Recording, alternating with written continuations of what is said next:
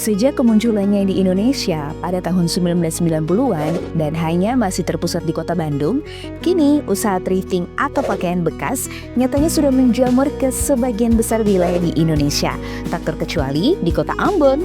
Nah, rekan kita satu ini nyatanya sudah menekuni usaha thrifting sejak lama loh. Bahkan sekarang sudah punya lapak sendiri di kawasan Pertokoan Citra lantai 1.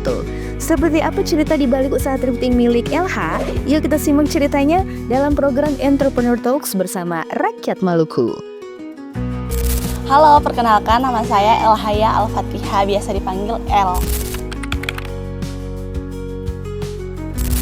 Untuk thrifting sendiri, usaha saya mulai dari 2020 pertengahan, itu sebelum turun KKN, itu mulai dari online, turun di pasar, lihat barang-barang yang masih layak dipakai, terus pulang dicuci ulang, dan jualannya tuh online, di packing kembali dalam kemasan yang baik untuk dijual kembali.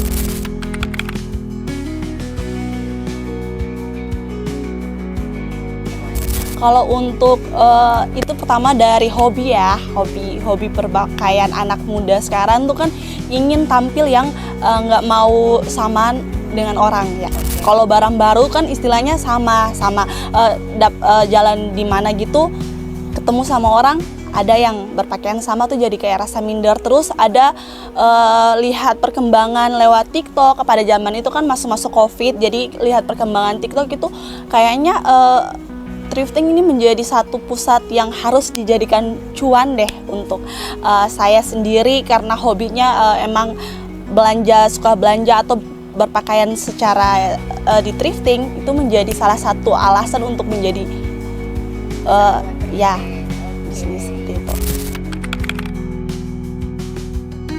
Kalau modal awal itu pertama tuh hanya 300.000 itu berpikir turun di pasar, terus ada yang bongkar, istilahnya bongkar baru, lihat beberapa item yang masih layak dipakai, itu lihat dari kualitas, lihat dari brand, lihat dari jenis itu, terus dijual online kembali dan sampai sekarang. Ternyata peminatnya banyak. Ya banyak, itu makanya kaget saat coba, ini kan coba-coba dulu pertama, coba-coba dulu kaget itu ternyata peminat, banyak anak-anak yang kakak tambah lagi dong, kakak suka gayanya saya gitu kan, sukanya lihat dijual kembali apa yang kakak pakai gitu. Ternyata banyak peminatnya gitu, sampai berinisiatif untuk buka bal sendiri secara online.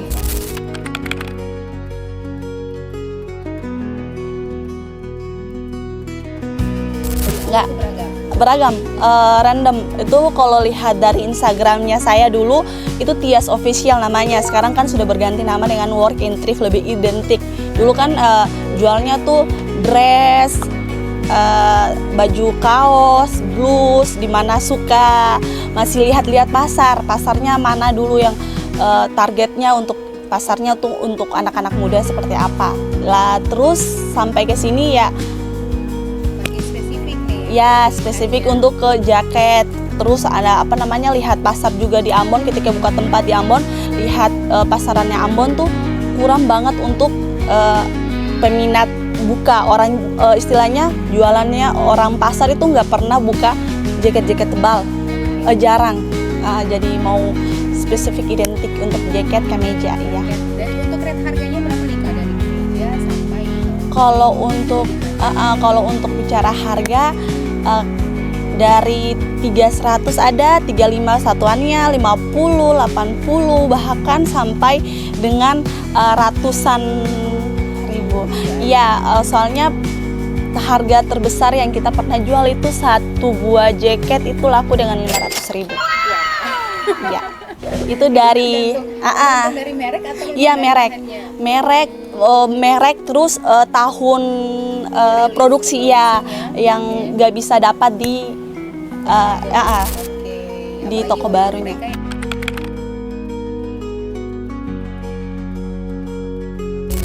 Kalau itu masih mungkin budaya orang Ambon mungkin berpikir bahwa thrifting itu sudah pakai pasti barang bekas yang harganya tuh di bawah standar gitu.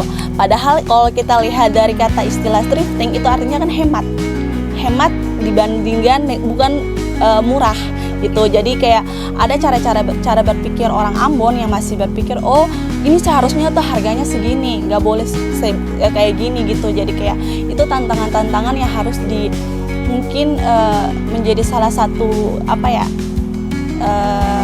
hal negatif yang setiap hari kita ya betul. Ya betul.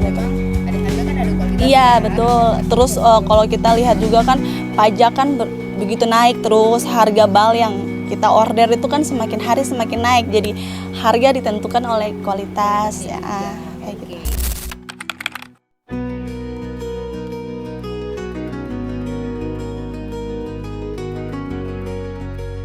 Ya, kalau soal itu kemarin sempat dapat tahun lalu sempat dapat dampak dari peraturan itu, dan kebanyakan juga hampir berpikir bahwa wah kita harus berpikir untuk usaha lain nih kayaknya.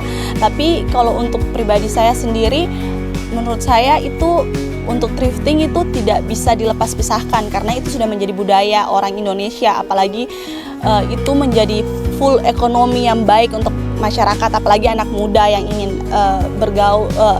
berdaulat di usaha bisnis. Kalau kita mau lihat juga negara-negara maju seperti Jepang, seperti Amerika, itu masih dipusatkan menjadi ekonomi yang berputar, itu thrifting salah satunya. Iya, jadi menurut saya itu tidak bisa dilepas pisahkan, dan semoga itu menjadi ada peraturan yang baik, alangkah baiknya untuk menengahi. Iya.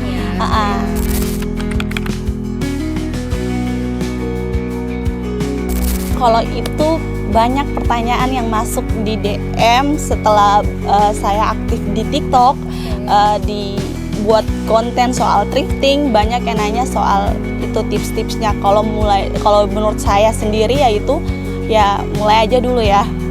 Itu pertama, mulai kita konsisten bangun untuk bahwa kita harus bisa menjalankan bisnis ke depannya. Kalau dari saya, pertama saya mulai dari modal yang minim dengan keyakinan yang kuat bahwa modal segini kita bisa berputar untuk bisnis lebih besar ke depannya, seperti itu. Untuk teman-teman warga Kota Ambon, nggak thrifting nggak keren, apalagi anak-anak skena Kota Ambon. Dan jangan lupa mampir di Citra Lantai Dasar bagian pojok belakang, dan jangan kelewatan berita dari Harian Rakyat Maluku. Bye-bye!